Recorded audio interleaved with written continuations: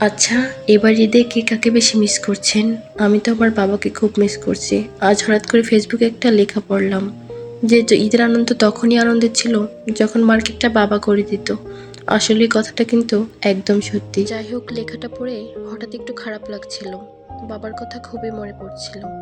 তাই আর কি কথাটা বললাম। যাই হোক, আজকের ব্লগটা থাকছে কিছু রান্না নিয়ে।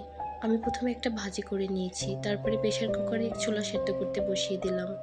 রান্নার সাথে সাথে এগুলো করে নিলে কাজটা অনেকটা কমে আসে। ছোলাতে পরিমাণ মতো পানি দিয়ে সেদ্ধ বসিয়ে দিলাম। তারপর একটু মাংস রান্না করব। তার জন্য একটু আলু ভেজে নিচ্ছি। আলুতে লবণ হলুদ পরিমাণ মতো দিয়ে সুন্দর করে ভেজে উঠিয়ে নিচ্ছি। আলুগুলো উঠিয়ে নেওয়া হয়ে গেলে মশলা কষিয়ে মাংসগুলো দিয়ে দিচ্ছি। মাংসগুলো মশলার সাথে ভালোভাবে নেড়েচেড়ে মিশিয়ে নেব, কারণ মিশিয়ে নিলে মশলাগুলো ভালোভাবে মাংসের ভিতরে ঢুকবে, এ কারণেই। তারপর অল্প পানি দিয়ে মাংসটা ভালোভাবে কষিয়ে নিয়েছি। আমার কাছে মাংসটা এইভাবে কষিয়ে নিলে খেতে ভালো লাগে, এই জন্যই আমি মাংসটা একটু মশলার সাথে একটু সময় ধরে বেশি করে কষিয়ে নিই। তারপর আর কি এক পাশে ছোলা বসিয়ে দিলাম। ছোলাটা আমি এভাবেই রান্না করি। আগে থেকে সেদ্ধ করা আলু দিয়ে ভালো করে মশলার সাথে কষিয়ে নিই। তারপরে পরিমাণ মতো পানি অ্যাড করি। তারপরে ওই পানিটা ভালোভাবে শুকিয়ে গেলে রান্নাটা নামিয়ে ফেলি।